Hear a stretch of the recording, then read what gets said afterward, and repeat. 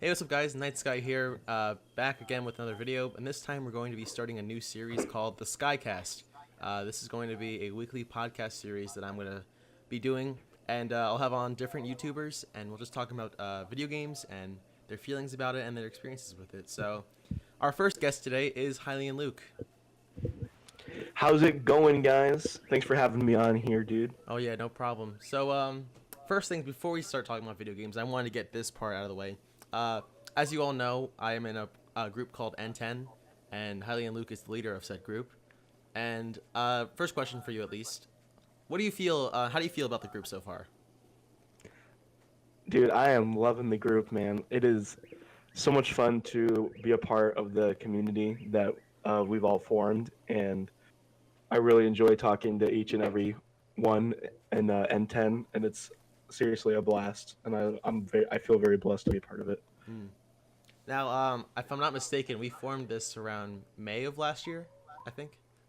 Yeah, it was like May 18th, I think. Okay. Yeah. The only reason I try to remember the specific date is because that was around the time where I've hit my first 100 subscribers, and then all of a sudden, as you all know, Radical, he's like, "Hey, you want part of this group?" I'm like, "Sure." So, boom, that's how N10 was formed, for me at least. Um, so what? How do you think each person as like an individual has been doing so far? I know since this time around last year, we've grown significantly in subscribers, in amount of views, and like different kinds of videos that we've done. What do you think about that? I think we've all like grown significantly since last year. Like I just hit 1,600 subs, so like the improvement for me is I've gained like 500 or 400 subscribers, which is awesome. And then you gained like what 250, A lot, yeah. I just hit 333 and last night, so yeah, what'd you start with?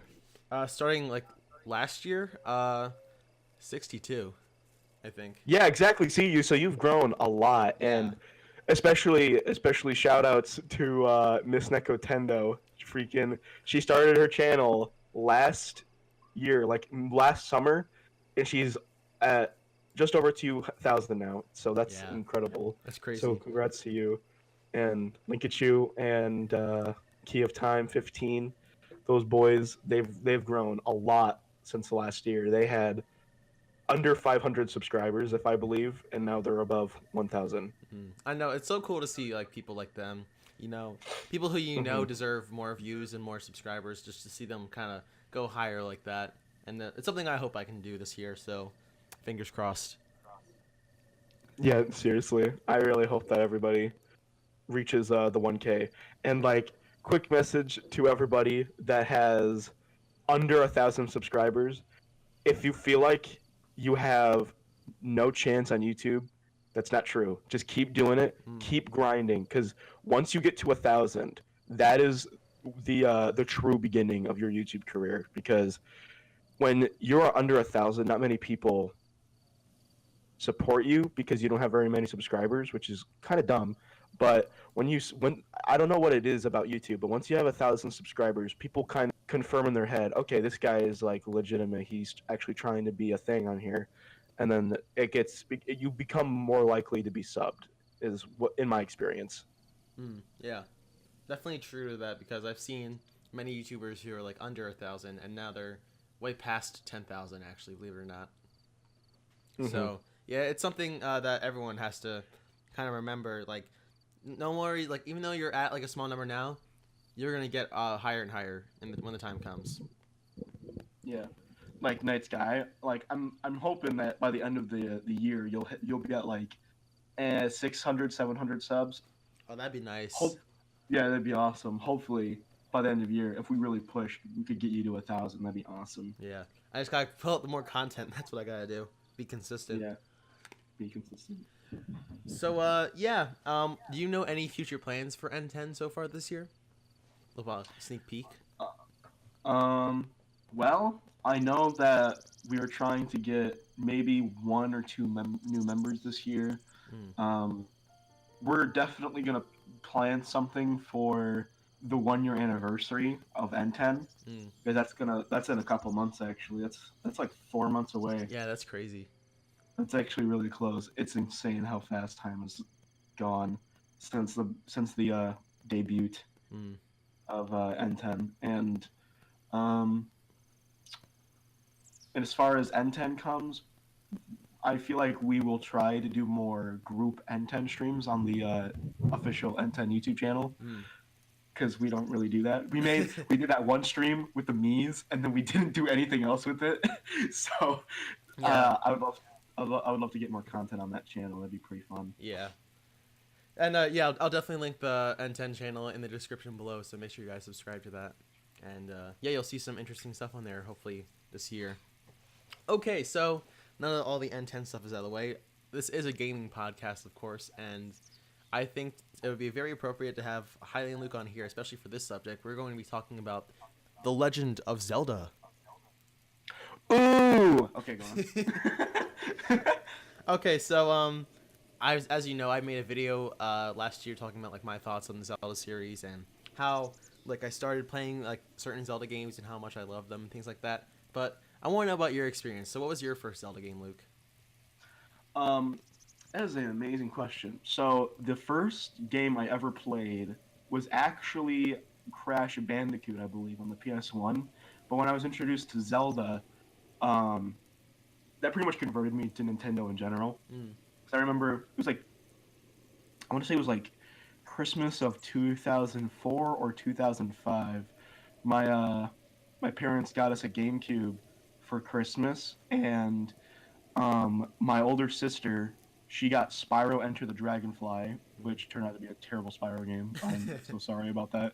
But my older brother got Spider-Man, like the Tobey Maguire Oh, Spider-Man nice. game. Yeah, yeah, So he got that first Spider-Man game on the GameCube, which is not, it didn't hold up.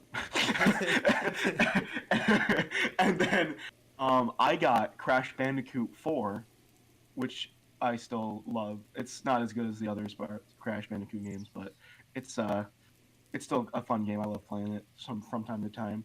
And then the GameCube that we all got as like a family present, it was actually the Legend of Zelda Collector's Edition GameCube. Ah, yes. So we got it came with the silver GameCube, the silver controller, and a memory card. And then it had the Legend of Zelda Collector's Edition in it that celebrates the 15th anniversary of Zelda, Mm.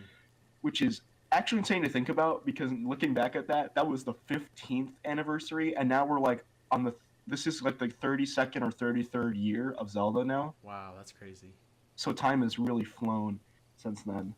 But yeah, so for those of you that don't know what the collector's edition of Legend of Zelda is on the GameCube, it is, like I said, it's basically just a Zelda 15th anniversary celebration game pack, and it has the Legend of Zelda, the Legend of Zelda 2, Adventure of Link, Ocarina of Time, and Majora's Mask on it, and then there's a 15th anniversary promotional video on it, as well as a 20-minute demo of Wind Waker. And it's seriously so cool that I had that, and because I had that, my brother and I got introduced to Zelda, but it wasn't my family's first introduction to Zelda, because my uncle first played Zelda way back when it first came out in 1986, Mm. and yeah, he played the crap out of it. So my dad knows about Zelda from my uncle, and then he bought that Zelda GameCube because he remembers fond memories of him and his uncle playing it. So That's cool. yeah, Yeah. so that's pretty much how I got into Zelda. And my brother doesn't believe me when I say this, but I was the one that found the Kokiri sword, not him. Yeah. He might have like helped guide me to it, but I don't. But I remember just exploring, and my brother and I were stuck in Kokiri Forest, and we couldn't figure out how to progress in the game. And I remember finding that tunnel in Kokiri Forest, and I went in there and I found the chest. I opened it, and it was the Kokiri sword, and I remember my brother getting so hyped because I found it, and I was like, wow, this is so cool. Like that's pretty. I think that's like the part where I fell in love with Zelda, was me running around in a world that is it real, and just Mm. like exploring this atmosphere and discovering something. And I literally discovered something, and I got to use it and apply it to the environment I was already around in, and it allowed me to do new stuff within the world, and I thought that was so cool. Yeah, yeah, I definitely know what you mean by that. Just like the idea of being like in a virtual world where like nothing from the real world exists, but you can do things that you never thought you could do, and that's something that a lot of people really enjoy, especially me. Hmm. What was I gonna say? Oh yeah, so the age-old debate: which one's better, Ocarina of Time or Majora's Mask? What do you think about that? Oh boy. Well, our N10 members Linkachu and Key of Time 15 already had this little debate. And Yeah, if I that's pick true. a side, I'm gonna get crucified, but I can't choose tonight. Yeah. But if I had to pick out of the two, I'd probably pick Ocarina of Time just because of how much more iconic it is, in Mm. my opinion. Like, I love both of them to death, but if I had to pick one of them, I'd probably pick Ocarina of Time. Yeah, that's true. I feel like Ocarina of Time like resonates more within the fan base, and of course, people are saying like, "Oh, that's the best Zelda game ever." Like nothing else can amount to how amazing and like just beautiful Ocarina of Time was, and especially with like the 3D remake and like the different mods that people have used in it. I know you're doing a series of streams where you do better Ocarina of Time. Yeah, that's going on right now. That is seriously so cool, and I might make a review of it sometime because that's seriously just such a cool mod, and I don't think many people know about it yet. Hmm. Yeah, just like the idea of like modding games, like especially like Ocarina of Time, like it's cool because you can introduce mechanics from other Zelda games as well, and that way it kind of makes the game more enjoyable for, I guess, each individual person at least. Yeah, Um, just like yeah. Oh, because one sorry. of the so, no, you're good. One of the improvements. So like for those of you that are listening to the podcast and you've never seen these streams that I've been doing, it's a mod for Ocarina of Time and it's called Better Ocarina of Time, and basically it just improves a bunch of mechanics in the game and it makes the game, I don't want to say easier but less annoying to deal with, and um there's also like optional uh, cosmetic changes that you can do, and like sound effect changes, and you can choose if you want certain cutscenes to be removed from the game, so you don't have to watch them because they're really long and like you don't want to, you don't want to deal with it. You just want to play the game because you know what to do. Mm. And yeah, it's just really cool. It's just so like one of the main things that I think is awesome is that in Better Ocarina of Time, block pushing is a lot faster now. So instead of waiting a full animation cycle to push a block, like one more space, it's every half animation cycle. So instead of like push, wait, it's like push, push, push, push, push. If you get what I'm trying to say right there. Yeah, yeah. But and then another favorite thing that I love is the D-pad function for the boots. Oh So yeah. yeah, so in one of my like literally, I started freaking out like with pure joy when I like actually got to do it. I got the iron boots in the ice cavern, and basically what the function does is instead of going to the sub screen to equip your different types of boots, it enables the D-pad to function as your boots changer. So you can just push left or right D-pad to change into your hover or iron boots really quickly, so you don't have to constantly press start over and over again. And I think that's really cool. It's so slick. I love it. Yeah, I was watching that part where you figured it out. Like you were just like so happy that you didn't have to go through the entire level, like the sub menu, and just change boots at least. Mm-hmm. It's super awesome. Yeah. So yeah, like I said before, modding itself is just like really cool, especially like different games. It can increase like I guess the enjoyment for some people. Um. Oh yeah, my next topic. So in regards to Zelda, and you know how massively successful Breath of the Wild was. What was your first reaction when you saw like the debut trailer? Um, when you say this, are you talking about the E3 14 trailer, Yes, yes, or that one. the one where they revealed the name, like the 2016 trailer? That Uh, like the I the guess we do. 2014 I guess we trailer? do both at least. Yeah. What do you think about the? Well, yeah, the first one, the 2014 one. Well, the 2014 one, well, honest to God, when I honestly expected like really realistic graphics because of the tech demo, I Hmm. became one of those normies. So like when I saw that it was like really bright and colorful and like kind of anime looking, I was actually kind of disappointed because I Wow. didn't want, yeah, surprising, right? So like I didn't, because I was expecting the realistic graphics because of Nintendo's pattern that they had been doing, where they did the cell shaded, realistic cell shaded. So Hmm. like because they did Wind Waker, Twilight Princess, Skyward Sword, so it was like cartoony, realistic, cartoony. So I thought that the next Zelda game was going to be realistic, especially because of that 2013 2012 Zelda tech demo on the Wii U Oh that they yeah, had. yeah, I know what you're talking about. Like it was literally just Twilight Princess with like these beautiful HD textures and like graphical atmosphere, and it was so cool. Like they reused the GameCube models, but they looked polished, like they looked slightly better, and it was so cool to see. Hmm. So I thought we were gonna get a Zelda game with that graphical style, but it wasn't like that. So I was like kind of disappointed about it, but it wasn't that big of a deal.